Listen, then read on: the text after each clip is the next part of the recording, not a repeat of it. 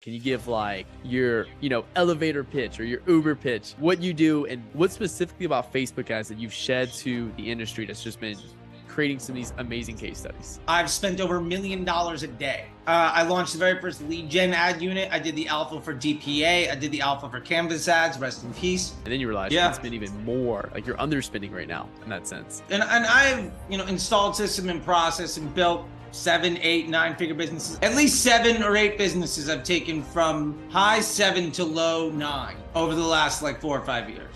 One of the biggest things that those brands all have in common, my number one piece of advice would be to figure out.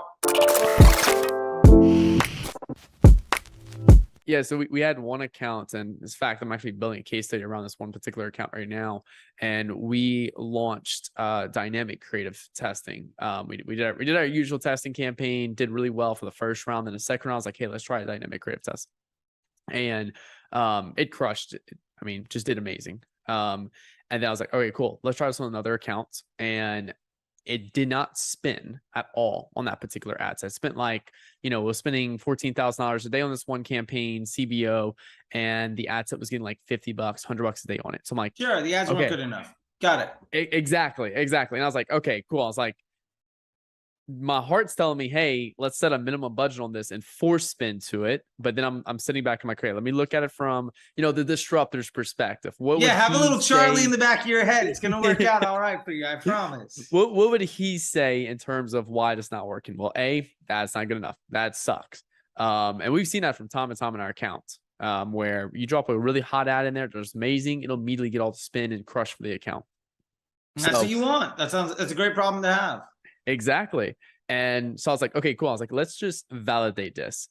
Let's throw this in a testing campaign to force spin to it. If we force spin to it and it gets no results, then Facebook was telling us the correct truth at the beginning, but we're just too stubborn to admit it.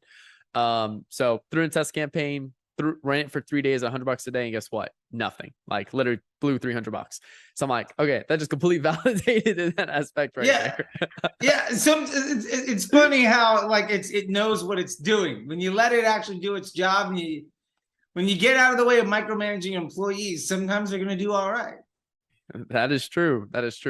So we're definitely exploring it a lot more right now in the agency. I think the one thing we're looking at right now in terms of a problem is when you throw in a dynamic creative and, whole new ad set in a campaign with a high budget, and then that ad set sucks up a bunch of spin. Really good if it's getting positive results, but then when it's not getting positive results, that's the next thing we're looking at. So we're just looking at like tossing like a rule for something like that. Hey, sure. Here's just like a rule that's very, very, very loose. If it spends 10x our target CPA with nothing, then just cut it. So that way it doesn't blow too much. Yeah, you might, because Facebook is ultimately optimizing towards the end user experience and it's optimizing towards delivery on estimated action rate, given the fact that it gets all of the spend, because spend is a meritocracy, you might have created something that creates a great user experience, but doesn't ultimately align your objectives with Facebook. So you're not algorithmically aligned, where you produce something that demands all the spend, but doesn't produce any business.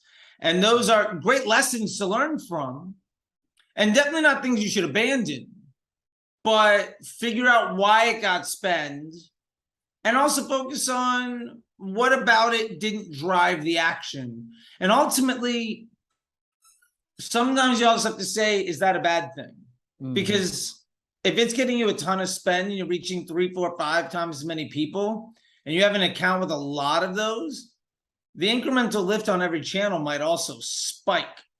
So you have to be measuring, I use ecosystem ROAS, so I can measure all of it on a Google sheet. I don't use any fancy tech. I learned how to do attribution. Fun story. My old boss was this woman, Marina Randolph, and she was basically the woman that invented the "But Wait, There's More" on the infomercial. She was the vice president of Guthrie Rinker. That may or may not be true, but that was like her job, right? And she used to tell me, I used to come in here with all the reports and everything I hear everybody talking about these days about attribution and ads and ABO and interest and all of this stuff. And be like, no, this is doing great. Look at these numbers. She'd be like, I don't give a damn. And it took me forever. And she sat me down once and like, this is how I know you're wasting my time. I can't see the results of your work. And I was like, well, here's all the attribution. She said, when I was spending $100 million a year on television, my attribution model was 15 minutes after the infomercial aired. Wow. Get me something that rock solid, or you can't come back into my office and talk numbers. It took me 3 months to figure out how to get 15 minutes of her time. And within 18 months, we took 310 Nutrition to nearly $100 million. Once we figured that out. The point is, like, you have to understand the omni-channel impact of the work that you're doing. And I see so many folks saying this ad isn't working, or interest groups just work better, or lookalikes just look better. I'm like, I get it. Your Facebook report looks better. The ego of the marketer is improved, but your finance department doesn't know you exist, other than as a liability on the bottom line as a cost. There's no debit coming in because of your work. And that is extraordinarily humbling, to basically get laughed out of an office from somebody that's managing, 9-10 figure business that has no interest in your time. And you think that everything you're doing is good. And that's the hard part, is to realize that what you've been taught to value, not only as a business, but also ourselves. Like, how many media buyers have been taught to say that they're good because of the X result? And then to know that that metric that you've based your ego, I'm not saying that as a negative thing, like your ego, super ego, and id, like your self-valuation is built on this bedrock of something that you falsely attributed value to. That is extremely difficult to wrap your head around. And I love, more and more I hear about people learning the bigger numbers that matter and really embracing that stuff. Yeah, I think it's like a biggest thing. It's just a paradigm shift from going like, hey, I want to make 6 figures a year to like, hey, I want to build a business of 7 figures a year. Do you want an interest group that does $50 a day, makes you $150 a day? Or do you want a broad campaign that does, $500 a day and makes you back $1,000 a day? Yes, you're a lower ROAS, but you can scale way more. And then you start impacting the things with CPA and LTV, start adding that to it. And then you realize you can spend even more. Like, you're underspending right now in that sense. Yeah. Like, I always tell people, in my experience of, and I've, installed system and process and built 7, 8, 9 figure businesses. I've been doing it. At least 7 or 8 businesses I've taken from high 7 to low 9 over the last like 4 or 5 years. At one point you're lucky, then it's coincidence. Then it's like, okay, well, maybe this thing works. To the point where now it's kind of like on demand and it'll happen. And what I can tell you is, one of the biggest things that those brands all have in common, like, if I had to set up a business right now to get you to 8 figures from 6, my number one piece of advice would be to figure out, how can I allow a worse result on Facebook to be a good thing for my business? I only have 1,000 a day to spend. Why isn't it 5? The reason it's not 5 is almost always because you can't let Facebook run that inefficiently. My solution to that is, you need to have a better business model. And once you figure that out, I'll give an example with 310, just because we referenced them earlier. When I came in, they were doing about 5,000 a day, like a 2.5, 3x on the 28-day, 1 day attribution. When I left, we were in the 30 to 50K a day at a 0.8 on a 1-day click. Because we knew that customer was worth about a 4 or 5 in aggregate over the lifetime value. So when you start looking at Facebook as an amplification of intent creation and the growth of your business, instead of the place where you make money, Facebook isn't a salesperson. Facebook should never be thought of as the place where you make your money. You know, if you ever watch Shark Tank and somebody's pitch is, all we need now is really good marketing, you're going to get laughed off the stage. And my reason to bring that up is, if you say all I need to do to scale my business is has Facebook be profitable so I can continue to scale it, you've already lost. And so the point is figuring out all of that other stuff and then making Facebook as stable and predictable as possible so that you can amplify the volume of all of those other things. Mm-hmm. Like if you truly want to get better conversion rate optimization on your landing page, you sure as hell better not be running more than broad as an audience.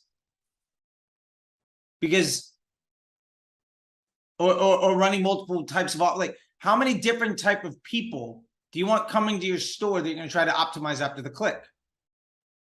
Your store should attract the type of attention that your advertising brings in. But when you start to force that to many different types of people, well, you're going to have 50 people of this type, 1,000 people of this type, 400 of this type, 300. There's no way you're going to be able to have a solution that fits for all of them. But if instead they're all whatever, because every ad makes its own lookalike audience based on its performance. If your customer experience is built off of just optimizing the flow of who your ad attracts, and your ads are built around a sustainable, like just whatever works, just getting attention, showing the product, overcoming objections, all of that stuff, then your ability to make CRO is going to improve. Your ability to test LTV is going to improve because every customer more or less looks and feels the same. They all have the same customer experience before the journey. So figuring out how to improve LTV by 20, 30, 50%, it's going to go way up because everybody's the same. And then trying to make business decisions that'll grow so you can plan for 3 months, 6 months, a year in the future is going to be a lot easier when your data set is one type of customer, because you're ultimately promoting one product and attracting ads that bring in that type of user. And maybe you want to expand who those people are. And so you find different ads that will target different individuals, but still you're strategically expanding the business. So you go from a car dealership that just sells minivans to being a car dealership that sells minivans and sedans. You don't go minivans and then F1 sports cars. There's no vertical integration. That doesn't make any sense. Mm-hmm. But like, to use the real world example, if you're an iPhone accessories business with cases, instead of then going to cat toys, maybe you go to like chargers or like phone accessories. Like you bought one, you're likely to buy the next. Now the customer journey feels very similar and it becomes really easy to build a brand. But yeah, I don't know. That stuff is just fun to me. And I love to see how many more people are embracing it. And people doing the one campaign and the dynamic creatives. And I've gotten to the point where I just like send people links from chats I did in 2018, 2019, ebooks from 2020. I'm like, I love that you finally embraced this. Here's the roadmap for your next 6 months. And I get some people pushing me back, like, nobody likes a know-it-all. And I'm like, sure. But if I can save you 6 months, why not just listen, especially if I'm going to help you out the whole way? And I don't know everything. I just have the luxury of making hundreds of millions of dollars of mistakes. There's a benefit from that, like I get to teach, and every day I have folks coming in from ad accounts from different agencies and experts and gurus. Like I can't tell you how many people I talk to where it's like, hey, Nick, that account that's not really working out and this guy said goodbye to you 2 weeks ago? They became my student 3 weeks ago. Like that kind of stuff happens all the time. And so I know how people are doing things. And when I give people advice in public, I'm not calling them out to be a dick. I'm like, I've already seen your internal workings. I already fixed your problems 6 times. If you listen to me, I'm going to be able to help you. And it's fun. Plus, I get it. I feel like this. I'm curious what you think. The elite media buyers, the elite agency folks, the elite marketers. There's something like, did you see Maverick from Top Gun? You know, the Top Oh, Gun Maverick movie? absolutely. Watch that movie twice. There's a little bit of that in a lot of the really good media buyers. There's sort of that like alpha dog mentality. Like there's a little bit of that swagger that you kind of need a little bit of it, I think. You need that confidence, you know?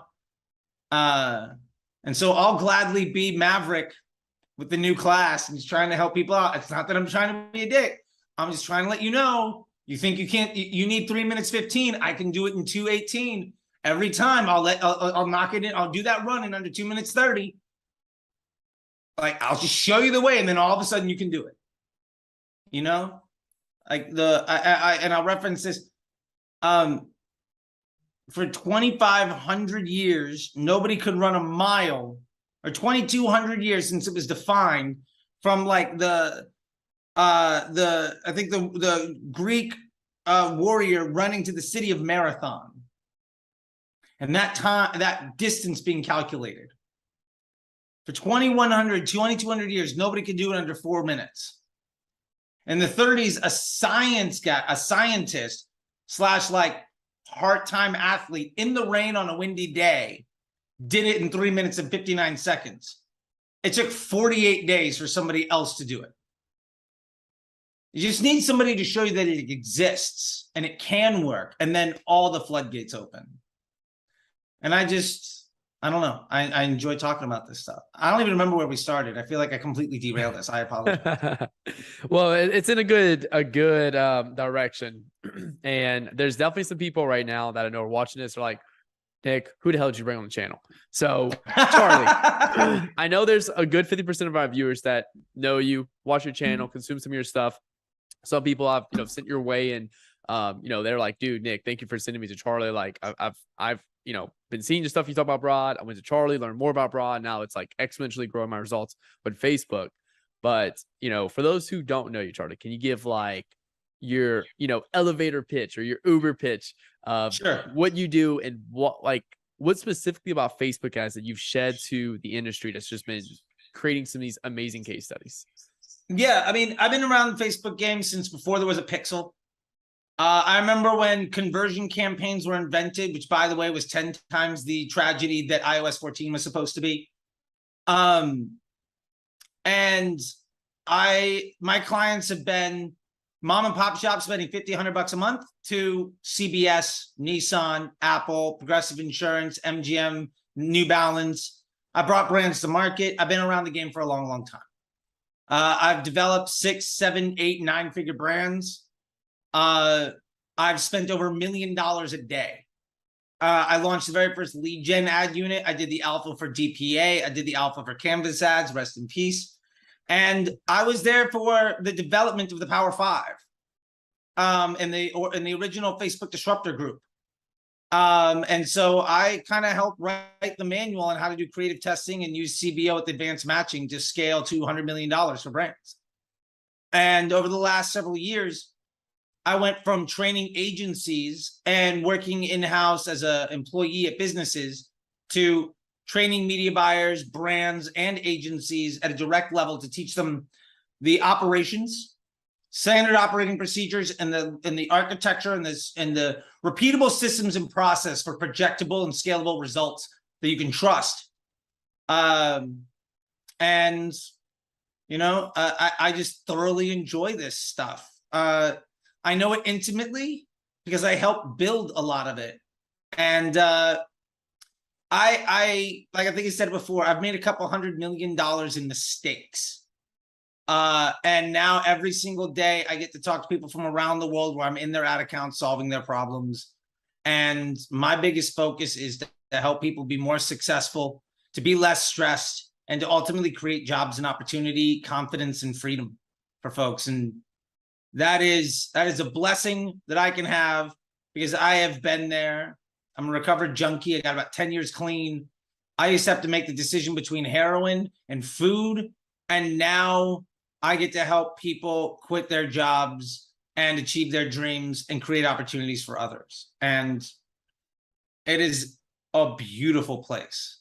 And I think that is about 27 minutes shorter than any other description I could possibly give about how I got here. No, that was beautifully well said, man. And you know, I first discovered your content somewhere around January when I got onto DTC Twitter, and I was aware of the broad targeting. I first discovered it from Chase Chappelle, Chappelle Digital, sometime like mid 2021, and I started spending a little bit on broad, not much, never embraced it, but I understood the power of it because my biggest case studies always had a broad audience in it. So then I came across your stuff in January and I started really embracing it. And since February of 2022 till now, we haven't ran one interest, one lookalike, or one retargeting campaign. And we managed around $750 to $1 million a month in ad spend between 10 clients. And last year, we never crossed 200-300K a month in ad spend. And we were running interest, lookalike, retargetings, and all this crazy stuff. And now we're spending more and making our clients the most money ever by just simplifying everything. So I definitely owe you, huge thank you for that. Just to really kind of hit some of those key points. And at first I was very skeptical, which is a lot of other people that are watching this are like, Nick, I've tried broad targeting. It didn't work. And I'm curious, I know you get that 1,000 times a day, but what's like your short form answer? Hey, I tried broad targeting. I had a lookalike that was running at 3x ROAS, interest group that was running at a 5x ROAS, and then I threw in a broad targeting audience with some ads for those groups, and it didn't work. What's your response for that? Yeah, well, it's 3 parts. Number 1, ROAS is a nonsense number. Throw it out, never use it again. It doesn't mean anything. Actually, the concept of attribution is saying that the last touch point gets credit for the entire sale. So does the car salesman at the dealership, should they get credit for every car sold that they sell? Basically, if you want to start a brand new car company, does that mean you just need to hire 1 million salespeople and you'll be a billionaire overnight? No, that's ridiculous. So first part is we have to get rid of that, because ultimately your business doesn't grow because your Facebook ROAS is good. Your business grows because cash flow and a customer acquisition is happening at scale that ultimately can overcome your burn rate, right? It's a finance problem, right? It's a math problem. So first off, the analysis of what's working, what's not working needs to be changed. Second, part of the reason when you're running lookalikes and interest targeting and broad, why lookalikes and the interest groups work better is because they're stealing what the broad could do. The broad doesn't have the opportunity of making those touch points. So if you've got a 200 million person audience, or maybe you're in like Italy and it's like 17 million or something like that. If you've got lookalikes that have been running, number 1, there's a lot of data behind them, or interest groups or whatever that have been running and are much smaller, the opportunity for them to today outperform things is probably true. But that's penny smart, pound foolish. You're stepping over millions of dollars to go grab a $10 bill on the street. You're not thinking about what life is going to be like in 3 months. You're trying to stay in business today. And you've got to switch up that thinking. And then the last thing that I want to do is talk about what broad really is. And you have to understand that audiences don't do targeting. The concept that an audience targets individuals is a fallacy. That's not how it works. An audience constrains the available inventory to just certain people. Now, an interest group, which by the way, Facebook hasn't done development on interest group in years. So you're using 5-6-year-old technology that Facebook doesn't support and have been begging you to stop using for forever. An interest group, 1/3 of the people in an interest group are there by accident, like the tech is just out of date. Half of the people that are there because they don't like you. Not because they do. An interest doesn't imply intent. So that means up to 2/3 of your available audience is bad. But hey, that other 1/3 is great. And you're seeing wonderful results from them. And then you're like, well, lookalike targeting just follows people that are going to buy. Sure, but it's predictive. It uses a data set that you have to establish what things might happen. The problem is, as you deplete that data set, you're getting a smaller, if it takes you 1,000 impressions or 20,000 or 100,000 impressions to drive a sale, and say you reach 50,000 people, one person buys, which isn't terribly uncommon with CPMs. Let's say it's let's say it's 5,000 people, 3,000 people to get somebody to buy. 3,000 people, $20 CPM, $60 CPA. Let's say it's 3,000 people. The quality of that lookalike after several weeks is going to continue to deplete because you're running out of new people. So you're making a copy of a copy based on lower quality data over and over again. So it's like a VHS of a VHS of a VHS to the point where it stops working. So audiences don't do targeting. They restrict the available inventory to a certain spot. Now, the real truth is ads do the targeting. And I'll give a very quick example on this. If you send out an ad and it reaches 1,000 people, 500 people liked it, 500 people didn't. When that ad goes out to the next 1,000 people, do you think that Facebook will try to comprise that 1,000 people who are more like the 500 that received it positively? Especially if somebody clicked on it or watched it or commented on it? Of course. It's going to go after people who look like those that responded positively, especially if they start taking desired actions. That's a lookalike audience. Every post ID makes its own lookalike audience. When you drop in detailed targeting, one, you're paying a premium. Back in the day, Facebook literally used to tell you this detailed targeting option is 28 cents CPM or 50 cents CPM higher. And I know you're thinking, well, that's not that big of a deal, but we're talking back when CPMs were like $4, $3, right? Like TikTok CPMs now. Yeah. Or what they were in November when everybody said it was the future. Now they could be $30, $40, $50. But yeah, my point there is you're paying a premium to then constrain the available people that can see your ad. Your hope is that what the ads lookalike audience is has an overlap over what that interest group is. At a small scale, there is an overlap, and there's definitely some people to get. At $100 a day, that might be great. At $10,000 a day, you're going to run out in like 3 days, and you'll never be able to use it again. So you're never going to be able to scale by paying extra to make your ads less successful.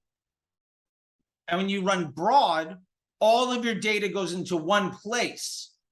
So ultimately, the machine gets smarter and smarter. That concept of Kaizen, it's going to get a little bit better every single day.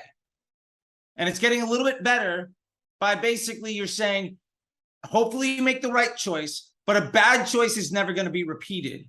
And eventually you're whittling away all the gray area. You're chipping away at the marble until all you have left is the good money. And if you think of it in that way, there's legitimately no good reason to use something other than broad, which, by the way, is doing retargeting for you anyway. If you don't believe me, go look at the frequency column. Is it over 1.0? If the answer is yes, then that means people are getting retargeted. So there's debunks everything about targeting, hopefully in the simplest way possible. Believe me, I've done hours that get way more in depth, but I'm trying to be more concise. Yeah, no, you hit it straight on that. And another way too, for the retargeting side, yeah, it looks cool with a second campaign, $50 spin with, a $500 in revenue. Yeah, you have a 10x ROAS, but then your main campaign is making $1,000. They had $2,000 or $3,000 a day in revenue. It's like, it's a small portion of revenue, and your main campaign would have done it anyway without that retargeting ad set. So sure, it's just like that mental compartment that people are making around retargeting and like prospecting separately. And even on top of that, does that extra $500 show up actually in your cash register as an extra $500? Probably not. Maybe it shows up an extra $120. But if you send out an email and somebody opens it and clicks on something and then searches on Google, lands on something, and later that day gets served an ad and buys, maybe you needed all those touch points, but Google and email is also going to get credit for the revenue. And what if that situation is reversed? What if they see your ad and then open an email from you? That ad, if you have view through, is going to get credit. And I'm not saying the view through is bad, but retargeting revenue is far less incremental. So maybe you get a 5x, but if only 20% of it is real new money, you basically broke even and you spent a lot extra money to do it. And the opportunity cost is if your retargeting CPM is 50 and your prospecting is 15, you reached the same people a few times instead of reaching 3 times as many brand new people. You prevented your business from growing by trying to make Facebook look better, even though you didn't actually receive any additional revenue because of it.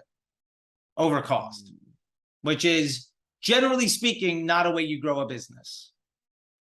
Correct. Frowned upon in this establishment. I'll put it that way. Yeah, no, I agree with you. And also too, like, I think people are looking at it from a different perspective too. This is the reason why I love it. You know, I used to run 4 retargeting campaigns, a MoFu, a BoFu, and then a past purchases campaign. And then some of those campaigns, I would have like a 0 to 7 days, 14 to 30 days. And I would have so many different creative concepts in the account that I was focusing on stuff just to make a little bit more money in the back end, but I wasn't focusing on the things that was, you know, you can go, if you go double your top of funnel revenue right now, it's going to create an huge incremental lift in your business. Sure. If you would go increase your retargeting effectiveness, yeah, it might make a little lift, but your retargeting is still dependent on your prospecting anyway to keep feeding people in the funnel. So you're building the wrong part of the business. Yeah, absolutely. And like when you start to look at a business as a whole and say you've got Google or search, because I'll say Google but it should be search. By the way, if you're running Google and not Bing, do yourself a favor, open up a Bing account. It has an import Google Ads function. It's a button.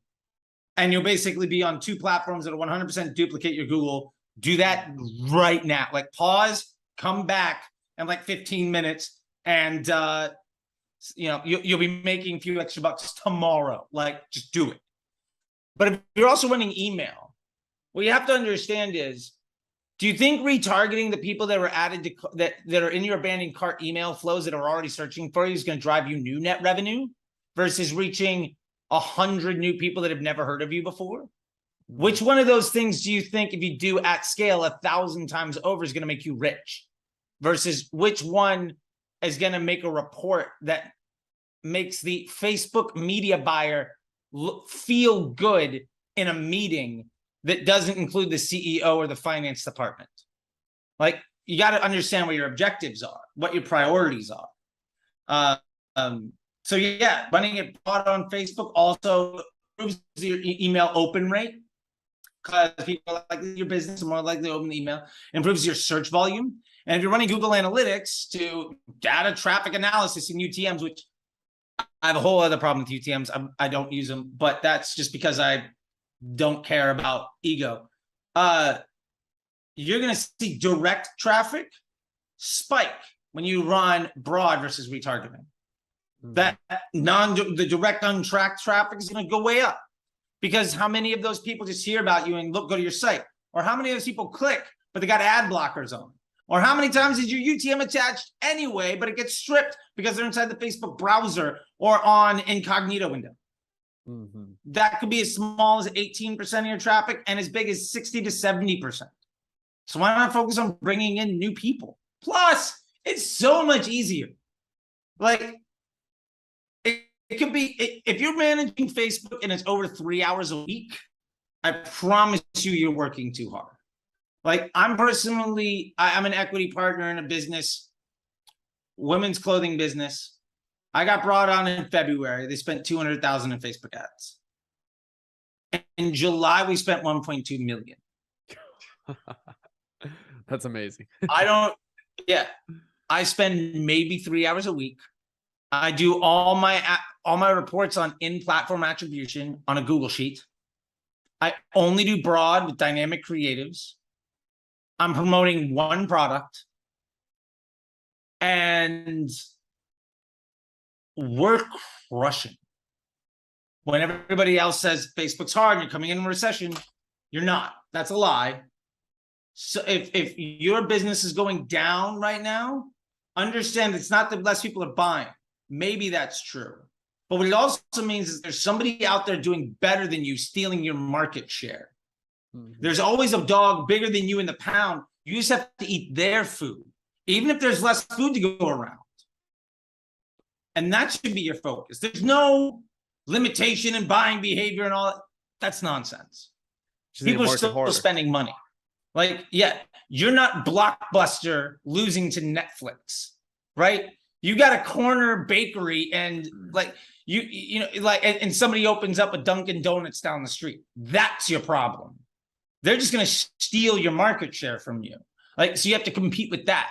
And if you get your stuff right, like, you'll be able to put the Starbucks out of business in your small town because you just do a better job of customer service and product. And you see that happening all the time. So run a good business and keep it simple. Like, yeah, we're going to do a 7-figure business. It takes me maybe 10 hours a month to manage. Before I came on, it was 3 to 4 hours a day. And that's just way too, you're just working way too hard to hurt your future. I don't know. I've been there. That's my opinion.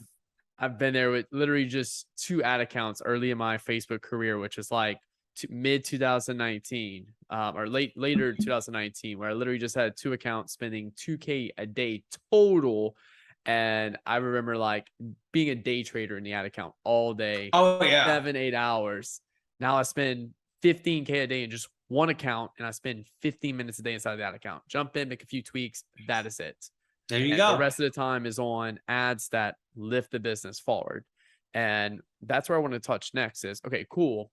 Broad targeting may have not worked with your existing ads, but then you start building new ads and testing them against broad until you find that winner that, you know, takes your business forward.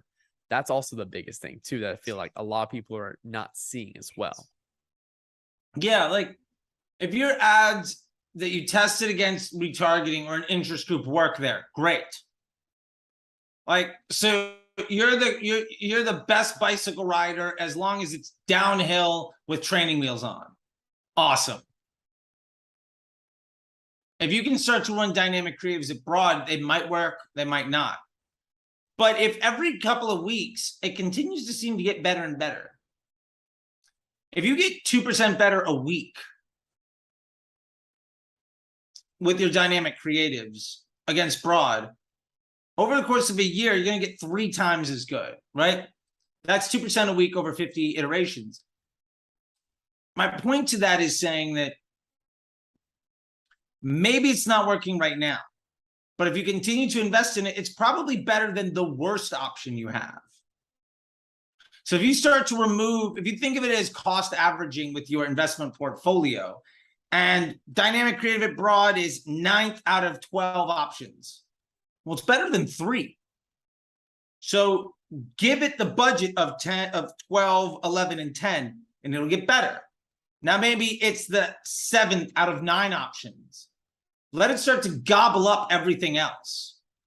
It's not going to be better on day 1, but give it a couple of months, and the best day you've ever had will be the worst day that you face when times are super dark.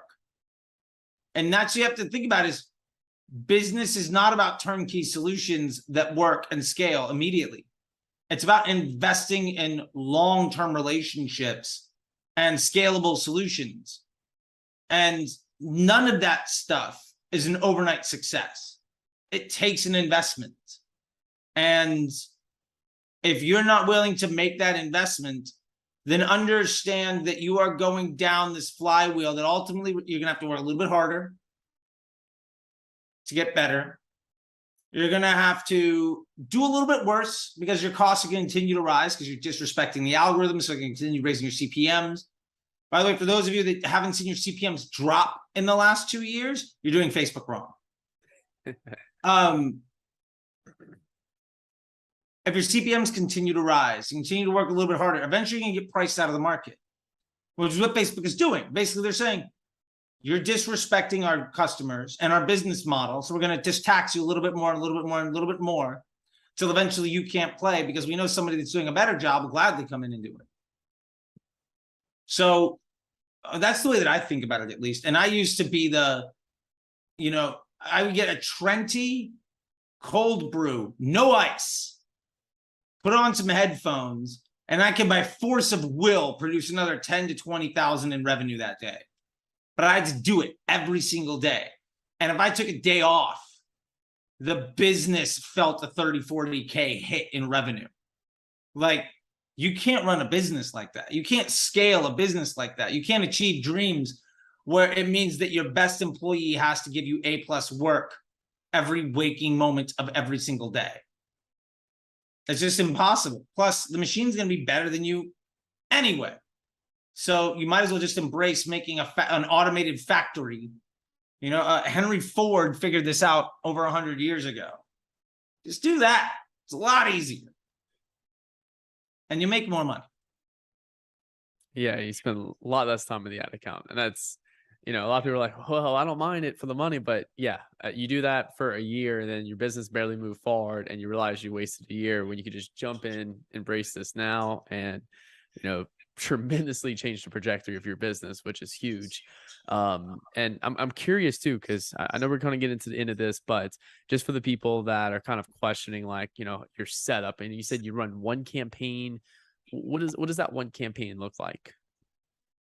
It looks like this.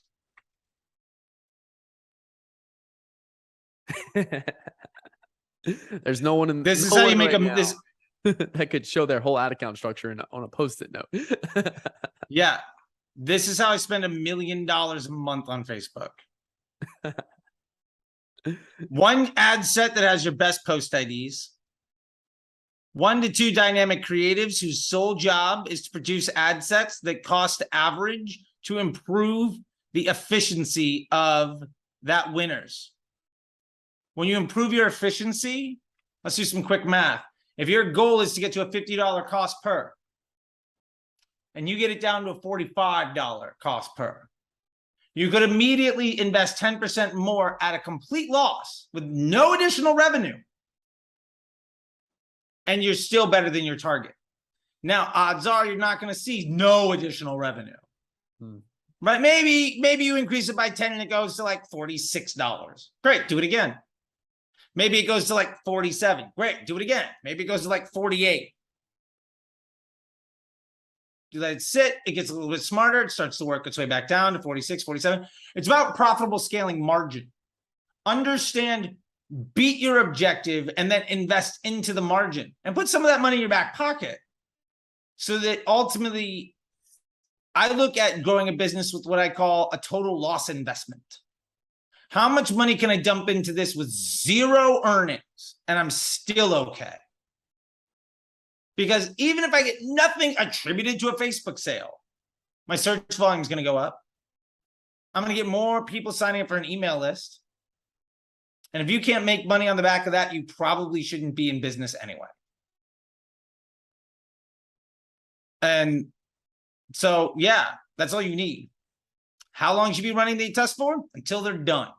Do you think the Gregorian calendar has any impact on how mathematics work for the scientific method? Do you think Isaac Newton or Madame Curie running the scientific method gave a damn about how Romans wanted to account for the rising and the setting of the sun? No. Doesn't matter. I launch my test once a week. I don't care. Is it done? I don't know. Well, then it shouldn't be over. And the way you know that your test is over is the result predictable? Can you say, I know for a fact I'm going to end here? If the answer is no, well, then the test isn't finished. You have no confidence. So ultimately, it's about setting yourself up to make binary high confidence decision. Is it better? Yes or no? If the answer is I don't know, well, then your test isn't over. And when the answer is yes, great. Put it into your winners campaign. Get rid of the worst option. Cost average down. And you run that process over and over again. It's going to be really hard to be unsuccessful when every week you're getting a little bit better. Like, if that doesn't help you, I don't know what to say. Like, then Facebook's done its job. And when you focus that on one offer and you do something very well, you're going to be it's extremely difficult to be unsuccessful. Like, at that point, you are only working on amplifying the part of the business model that can handle scale and is already working. That's money in the bank. That's just easy peasy, rinse, wash, repeat, scale another business. Like that stuff is, when you get it down to that simple, like I said, I got it on a sticky note.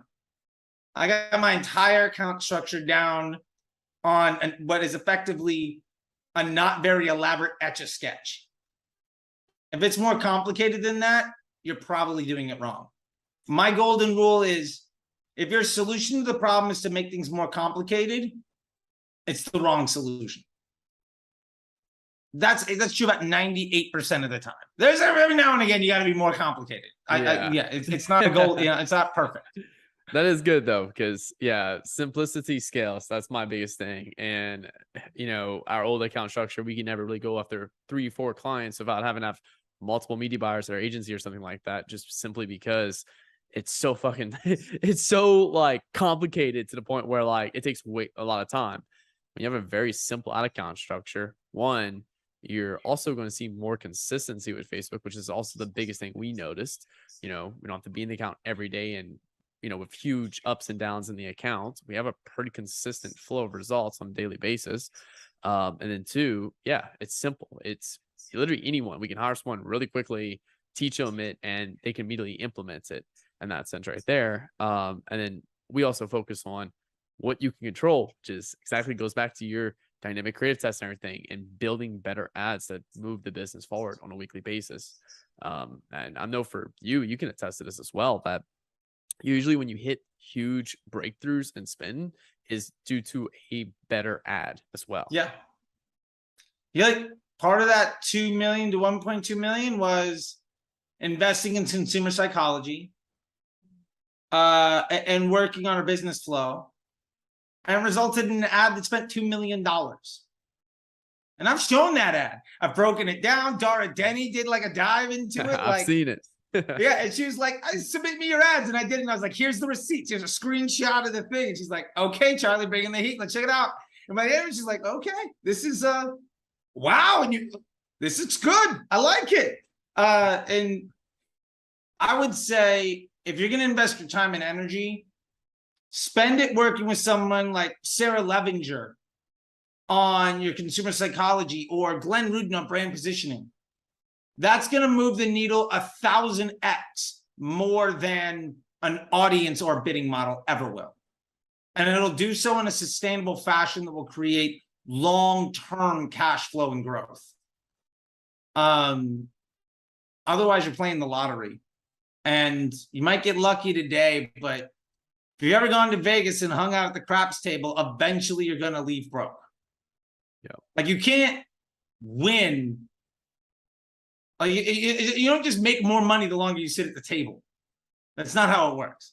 Like hold'em, no limit hold'em poker, sure. If you're better than somebody, you're going to win. But it's roulette, right? No matter what you do, there's still those 2 green spots that are going to screw you over on the numbers at large. And like, you're not going to be able to account for it. You can't, the house will win. So you got to figure out how to be the casino. And that's my biggest effort, is like, I'd rather own the tables and just take all of the money than try to get rich a couple days here, a couple days there, and eventually lose it all trying to get rich on the next day, because you will lose. Yeah, no, I think that's the biggest takeaway from this is, it's I've talked to a lot of people that follow this channel come from drop shipping backgrounds, and that's a whole nother video right there. Sure. We can go along and talk about that, but it's like, hey, well, Nick, what if I just find one product, one creative, and one interest group that works well? I could just scale it up over the next like 3 months. I'm like, cool, but that's a 3-month business. Do you want to build a 3-month business, or a 3 to 5 year business, or even 30 to 50 year business? 2 complete different foundations you want to build on, and how long and how wealthy you want to achieve. Yeah, right there as well. And by the way, if you're in the drop shipping world, my number one piece of advice to you is product testing your emails for vertically integrated products, and then build LTV off of your customers. I can't tell you how many that's basically building a brand, right? I've done it with, like, back in the day, it was a stress cat. It was called squishycats.com. I think the site is still up. I got out of that business forever ago. But it was a phone case. And then we used emails to see what other cat related phone accessory people might want to buy. One of them is a Smash. What do? We took that revenue from the smash, dropped half of it into Facebook ads to try to sell that product. Eventually broke even on that second product. And then it became the next thing. And then we did product testing in the emails for those buyers. What are they going to buy next? We sold to the same people 3, 4, 5 times. And every time it was a vertically integrated phone accessory cat related product. And we built a brand that was just purely drop shipped. And all we did, our Facebook ad dollars came from 50% of revenue from email product testing. And we didn't have to buy anything. We didn't spend a single dollar testing products, none of it. And for that matter, big shout out to Liquid Death's amazing print on demand and drop shipping model. I love them. They did amazing.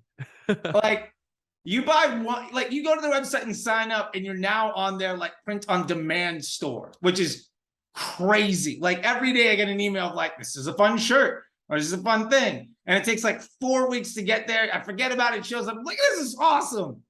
But they're the best print on demand business I know right now. And I'll like the fact that we're talking about a canned water company running the best drop ship like print on demand business is wild, but it tells you just how smart they are.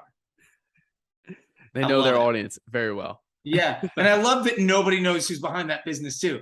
Like nobody's coming out like I'm a CMO of Liquid Death. No, like that doesn't exist on Twitter. That person is not talking in public, which I think only amplifies the cool. Yeah, I can't wait to see that guy come out. That'll be interesting to hear a little bit more about him. I'm sure he'll be on an Ed Milet interview soon. Oh, yeah.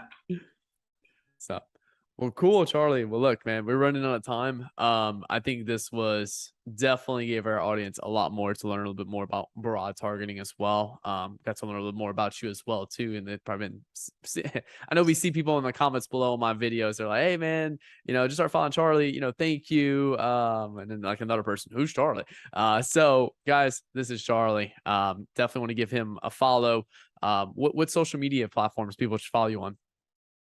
Anyone you're at, I'm putting content there several times a day. It's at CT the Disruptor on on Twitter, TikTok, Instagram, Pinterest, YouTube, LinkedIn, Facebook. If you're there, I'm there. If you don't see me there, let me know and I'll make sure to spam it several times a day with content better than other people are selling. And it'll all be free. If you want to know what the people that are going to sell you the people that sell you advice right now, if you want to know what they're going to sell you in 3 years, you can follow me for free today. That's my cocky statement. That is my like whatever. I'll throw the London broil on the countertop. But that's been right since about 2017. Going back to Tim Bird's Cloud CBO, which was just basically my bucket-based CBO case study before the development of the Power Five. This is 2018 maybe. That's generally I'm a couple years ahead. And I love that everybody's embracing broad because I got made fun of from 2018, 2019, 2020, 2021.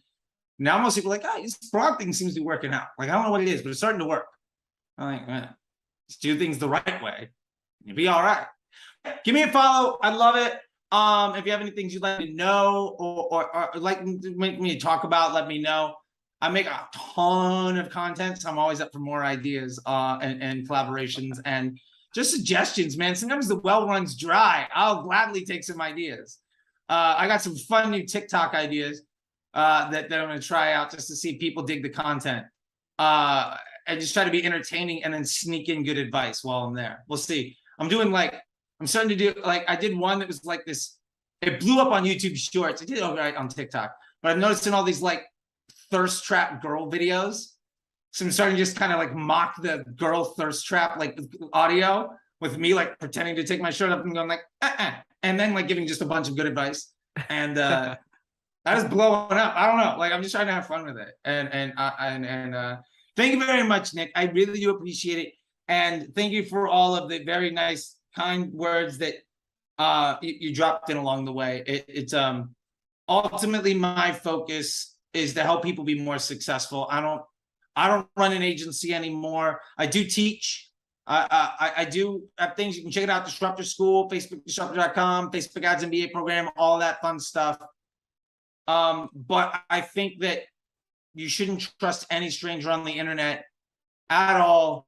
But if you're noticing all the people that you take the advice from all seem to quote the same person, maybe start following what that person has to say, and you can skip the line a little bit, and then hire these other. You'll know who to hire to help you because they know that you're there and you guys are aligned in how you feel. And hey, just more money in the pockets of folks, more confidence and freedom, more smiles on people's faces. That's a good day for me. Absolutely, man. Well, look, I appreciate you coming on board. I know everyone took massive value from this video. Guys, if you have questions, drop them in the comments below. Also, to hit him up on Twitter as well, too. I know he's pretty active as well on Twitter as well, too. So feel free to reach out to him on there as well. But yeah, Charlie, thank you again for coming on board, and really appreciate your time today, man. Thank you, man. I'm excited. This was great. And yeah, this will be until next time. And blow up the comments. Like, I'd love to do a mailbag show of all your followers, and just like, Tim in Arkansas says this, Lisa in Pacoima needs an answer to this question. You know, Stacy in Albuquerque. And all I know about Albuquerque is that Bugs Bunny should have taken a left there. So like, teach me something too. We'll have a good time. Hey guys, drop a bunch of comments below, and then yeah, maybe we can do a part 3, part 2 for my part 1 for my channel, but we've already done a video together on Charlie's Twitter as well. But yeah, we can do kind of a part 3 to this with everyone's comments below. Y'all just hammer them below.